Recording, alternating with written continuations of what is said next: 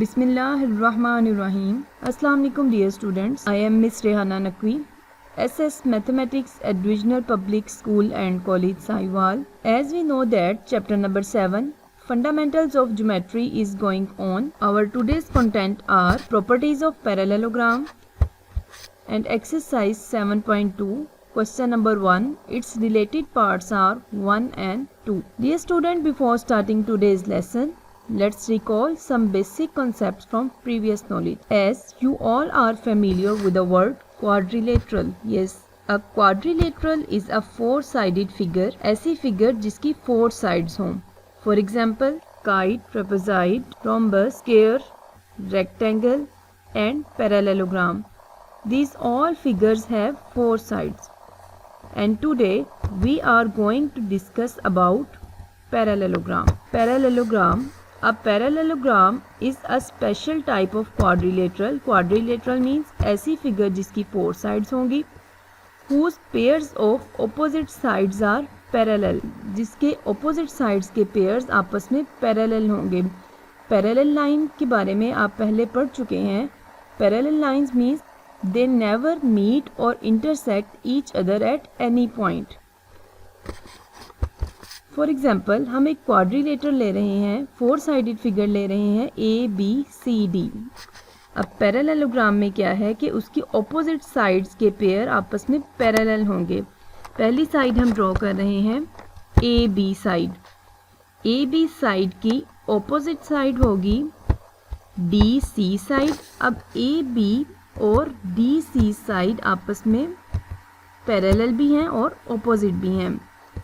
Similarly AD side की opposite side होगी BC side. So these pair of opposite sides are parallel. We can write it as, for example, quadrilateral ABCD is a parallelogram because AB side parallel है DC side के. ये symbol represent करता है parallel को. And AD is parallel to BC side. Now we are going to discuss some properties of parallelogram. A parallelogram has the following properties. पहली property तो वही होगी जो हम उसकी डेफिनेशन में पढ़ चुके हैं. A parallelogram is a quadrilateral. Parallelogram एक quadrilateral है with both pairs of opposite sides are parallel. जिसकी opposite sides के दोनों pair आपस में एक दूसरे के parallel हैं. So AB is the first side and its opposite side is DC. Both are parallel. So we can write it as AB is parallel to DC side. And they both are opposite. And similarly AD side किसके parallel होगी? BC side के. So we can write it as AD is parallel to BC side. Now the second property is, in a parallelogram the two pairs of opposite sides are congruent. Opposite sides के दोनों pairs आपस में congruent होंगे. Congruent means same in size and same in shape. As you know that AB is a side and its opposite side is DC. So we can write it as measure AB is equal to measure DC. कि जितनी measurement AB side की होगी उतनी ही measurement DC side की होगी. Similarly AD side is equal to BC side because both pairs of opposite sides are congruent. For example, अगर हमारे पास AB side की मेजरमेंट है 5 सेंटीमीटर, तो इसकी ऑपोजिट साइड DCB होगी 5 centimetre because both opposite sides are congruent. Suppose that if AD side has a measurement 4 centimetre, then its opposite side is BC and it is also 4 centimeter. So both pairs of opposite sides are also congruent. Now the third property is, in a parallelogram the two pairs of opposite angles are congruent. Opposite angles के दोनों pairs आपस में congruent होंगे. सबसे पहले देखें कि इस पैरेललोग्राम में टोटल कितने एंगल्स बनेंगे। यस, ए पे एक एंगल बनेगा, बी, डी एंड सी पे। इट्स मीन पैरेललोग्राम में टोटल 4 एंगल्स बनेंगे। अब ऑपोजिट एंगल जिसमें कौन कौन से होंगे, ए का ऑपोजिट एंगल होगा C. So as according to its property both opposite angles are congruent equal, so we can write it as Meyer angle A is equal to Meyer angle C. Similarly Meyer angle D का opposite angle हमारे पास कौन सा है, yes it is B। इसी तरह D और B दोनों angles आपस में इक्वल होंगे। we can write it as Meyer angle B is equal to Meyer angle D। For example अगर हमारे पास ए एंगल है 100 डिग्री, ए का ऑपोजिट एंगल कौन सा होगा, यस इट इज़ सी। तो सी भी हमारे पास 100 डिग्री ही होगा। सपोज डैट बी पे हमारे पास बन रहा है 80 डिग्री का एंगल, बी का ऑपोजिट एंगल होगा D. As we learn that opposite angles are congruent, so B is also 80 degree. यहाँ पे एक बात आपने याद रखनी है, पैरेललोग्राम में टोटल 4 एंगल्स बनते हैं और इन सारे 4 एंगल्स का अगर हम सम करें तो ये 360 डिग्री के इक्वल होगा। Its fourth property is in a parallelogram the consecutive angles are supplementary. So what do I mean when I say supplementary? It means that the sum of 2 angles is equal to 180 degree. So when I say consecutive angles, so consecutive angles mean angle A and D both are consecutive angles. As consecutive angles are supplementary, it's mean that इन दोनों angles का sum 180 degree के equal होगा। So we can write it as Meyer angle A plus Meyer angle D is equal to 180 degree. इसी तरह हम किसी भी direction में कंसेक्टिव एंगल्स को ले सकते हैं, लेकिन वो एक ही साइड पे लाई करने चाहिए। पहले हमने ए का कंसेक्टिव एंगल लिया था डी, अब हम ए का कंसेक्टिव एंगल बी भी ले सकते हैं because both are adjacent angles and at a same side.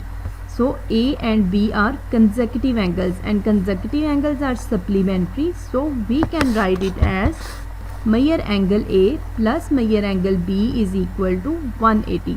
उसके अलावा हम बी का कंसेक्टिव एंगल बनेगा सी। सिमिलरली इसको लिखा जा सकता है Meyer angle B plus Meyer angle C is equal to 180 because B and C are consecutive angles. जैसा कि हमने पढ़ा कि B का कंसेक्टिव एंगल है C, इसी तरह C का कंसेक्टिव एंगल B भी है और C का कंसेक्टिव एंगल D भी हो सकता है because both are adjacent angles and lie on the same line. D and C are also consecutive angles and consecutive angles are supplementary। जितने भी कंसेक्टिव एंगल्स बनते जाएंगे उनका सम 180 के इक्वल होगा। फॉर एग्जांपल अगर हमारे पास D पे एंगल बन रहा है x डिग्री, C पे एंगल बनेगा y degree. As D and C are consecutive angles, so we can write it as Meyer angle x plus Meyer angle y is equal to 180 degree. Fifth property is that in a parallelogram the diagonals bisect each other. First of all we understand about diagonals. Diagonals ऐसे line segment को कहते हैं जो दो points को आपस में touch करें लेकिन वो दोनों पॉइंट्स एक दूसरे के ऑपोजिट हों।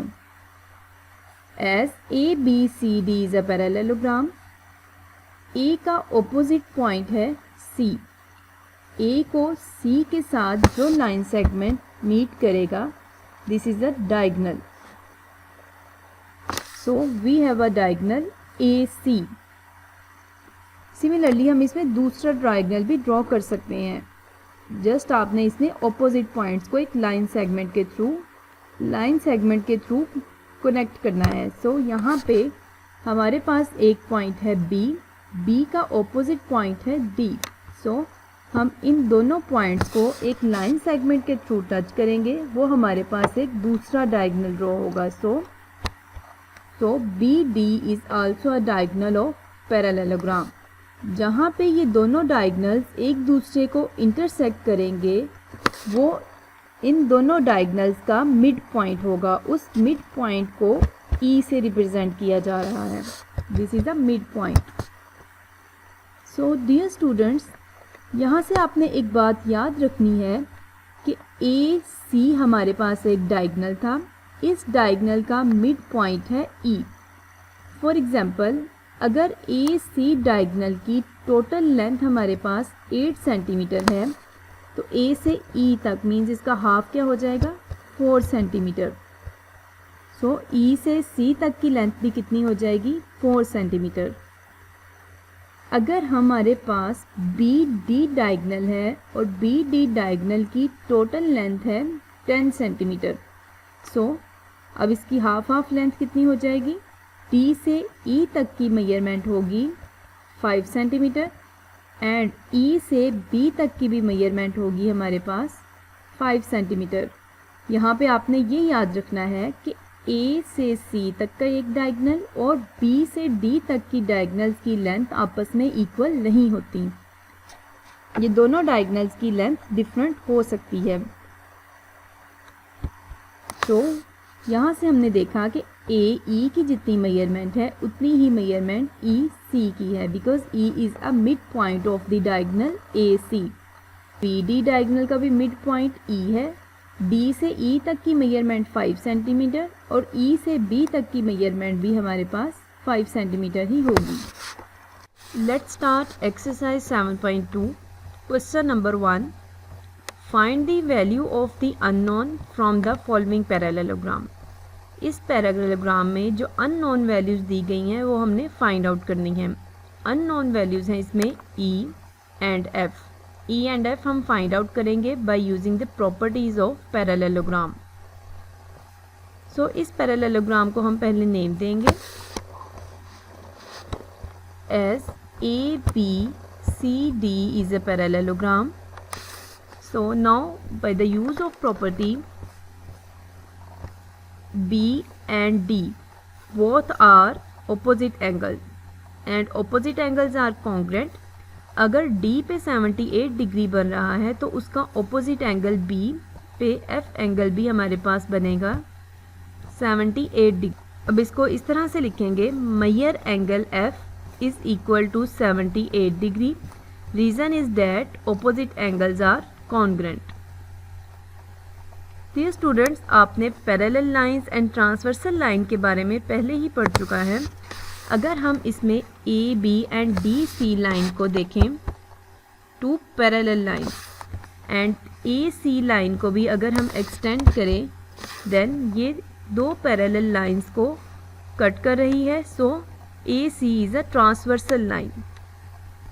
As you already learn that E and 63 both are alternate angles and alternate angles are also congruent। so अगर यहाँ पे 63 डिग्री का एंगल है, so E is also 63 degree. we can write it as measure angle E is equal to 63 degree.